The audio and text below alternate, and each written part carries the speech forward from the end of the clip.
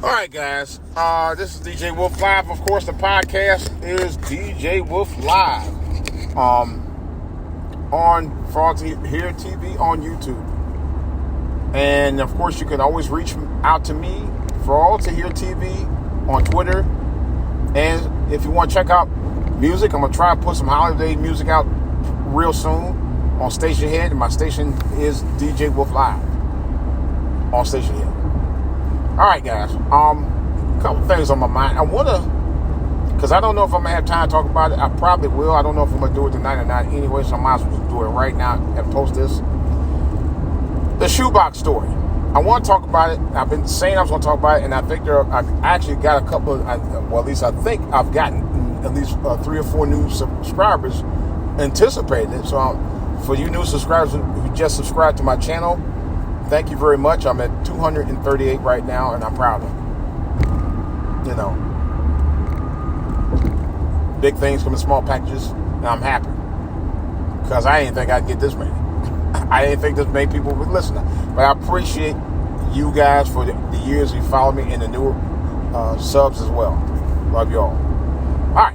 Now, I want to talk about the Shoebox story because this is a personal thing that that's been a tradition of my family for years and years. We haven't done it in a long, long time. I would have liked to have done it, but a couple of things kind of prevented me from doing it. So I don't talk about doing it with my original family anymore. But I have done it with my wife and my son over the years, and they love it. So anyway, let me talk about this. So back when my dad was a young lad in the 1940s, they had about 13 kids in their family. All right. So, and they weren't, you know, they came up from a poor background, and because there was a lot of kids in the family, and they experienced some tough times. So, my grandfather had got this idea about them all saving up when they get a new pair of shoes. They saved a shoebox, and they were collected, ready for the Christmas season. So the idea was to have each child in the family put the shoebox by the bed. Then Santa at night would come by and drop maybe a little gift off with candies, cookies, and including hard candies and some fruit in each of the boxes. And when I first heard that story, I was, even as a young child, and even as now, I was very overwhelmed by that. I'll get to why in a second. So circa about 30 years later, roughly, and in around about 1974, something like that. Probably a little before that, but I know for certain around about 73, 74. We do the same thing. Me and my siblings, we do the same thing. And put the shoebox by our bed. On Christmas morning, we have a shoebox full of candy, you know, cookies and stuff, and fruit in our box. And I'm not gonna lie, I loved it. And even one Christmas we got that, and we got one present. And you know what? I was happy with that. I was just happy that someone cared enough to think about me at Christmas. I really did. I mean, I was that much of appreciative. And what I'm getting at is this story. I mean, it's not much of a story, but it's a powerful lesson behind the story. And that's why I'm telling it. And that's why it's so endearing to me. Because you gotta give me a moment.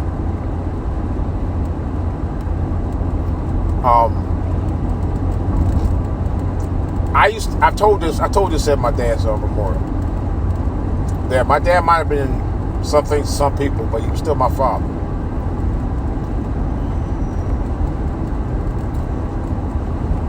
Those were one of the moments where I truly loved him as a father, as a person, as a man, because he thought enough about his kids, even though it wasn't much. It was the little things that counted, and that's what he taught us.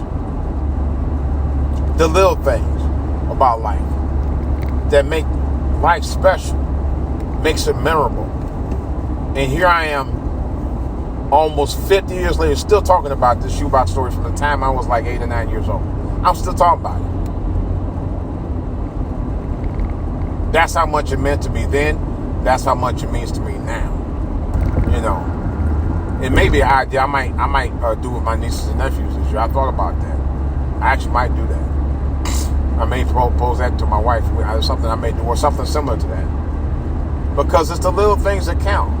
Someone does something like that, for you on Christmas, man, and it's really a cherished thing because people know that you think enough about them. I actually did something similar to that with my in-laws one year. I bought them all. I think one year I bought them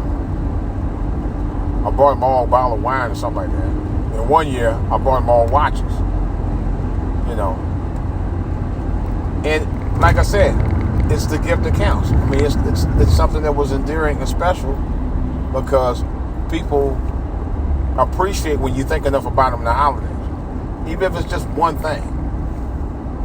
And that's the lesson that I got out of it. And my dad always told me, hey, there's always somebody else who may be doing worse off than you. So just appreciate what you got. Be thankful. And that I was, and I am to this day. To this very, very day. I still am. This traffic is horrible tonight. But I want to let you guys know that it ain't about the big things no more. People always talk about, I'm going to get the greatest PlayStation, a big TV, with all this, the latest gadgets and all that stuff, or the latest phone. During my era as a 9-year-old boy, I wasn't thinking about no phone that had a screen that you could actually FaceTime somebody on, which I wish I had at the time, but I'm just saying. But the point that I'm making across here, ladies and gentlemen, is the fact that the little things that count. It doesn't take much for you to have a happy holiday. But if you think about the little things that people will do, it should be enough to melt your heart. And it did. It really did. That's what I mean by the shoebox story, and and to me, I don't know. It was the most endearing thing that I could think of. They always say, there's always something good about somebody that you think maybe ain't as good as you think they are. There's something good in everybody, basically, and that is the one thing that I can honestly say about my dad. That was endearing to me. The most endearing thing he had ever left to me in his legacy. And every Christmas I think about that. Even long before he passed away, I thought I think about that. Still do. So I was going to tell this story before Black Friday. I was going to tell it on Thanksgiving evening, but I was so crashed out because I ate a little bit too much on Thanksgiving. Be honest, I actually had one plate. I'm just glad I didn't eat a pie with it. But what I'm saying is, Black Friday, by the way, there were no stores open on Thursday. Not even Walmart. Which was probably a good thing. Maybe it's teaching all us a lesson about, hey, stay home, be thankful, enjoy your time off with your family. Make it about being thankful for what you have. I'm thankful for memories as well. It's the little things that you should be just as thankful and appreciative of during this holiday season more than anything else. The big stuff means nothing. It's the little things that you can always cherish. And I want each and every one of you to understand and know that. Whether you're man, woman, boy, or girl. Sometimes it's not always the big things that you get, but the little things that you should cherish the most. And I'm going to say this one other thing. My wife and I was watching, you guys, those of you who follow Housewives of Atlanta, right? Y'all know crazy ass, excuse my French, crazy Portia Williams. If you follow Housewives of Atlanta or Atlanta Housewives, quote unquote Housewives, that's another story. If you follow her, you know she engaged in splitting up someone's marriage recently, very recently, matter of fact. Oh my God, this guy can't drive. But anyway, she engaged in a split up of someone's marriage, right? Here's the crazy part about it. Split the marriage, right? The guy, I think she separated from her ex-boyfriend, I think her fiance in December. Guy with this other guy like 6 months later. And the even crazier part about it is the guy she got with was still married to another woman. Yeah. Mm-hmm. Just bold as she wanted to be. I just want to tell that right quick because here she was trying to big up herself because she got with this high roller who is a high value guy, or actually her ex fiance was too, but this guy was like in the mega millions. But she was trying like, oh, I work so hard. I was, dude, work so hard to do what? You know what? I'm gonna save that story. But that's a prime example of somebody who's not appreciative of the little things. And you can tell. But I'm going to get into that. You know. But just want to tell you guys, I hope you appreciate my shoebox story. I wanted to enlighten you about why you should be appreciative of the little things during the holiday season. Sometimes even more so than the big things. You know. Because I am. I really am. You know. And that's really what's really told in the Christian story about Christmas, about the birth of baby Jesus. If you think about it, think about what I'm saying. He was the little thing that became a big thing that made the sacrifice for us all. Think about what I'm saying, ladies and gentlemen, boys and girls.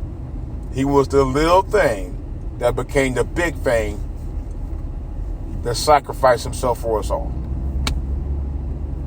Drop the mic. DJ Wolf, I appreciate each and every one of you guys. And if you don't listen to me again this year, I'm sure you'll hear me again next year. But I will have some more podcasting and other stuff going on. Of course,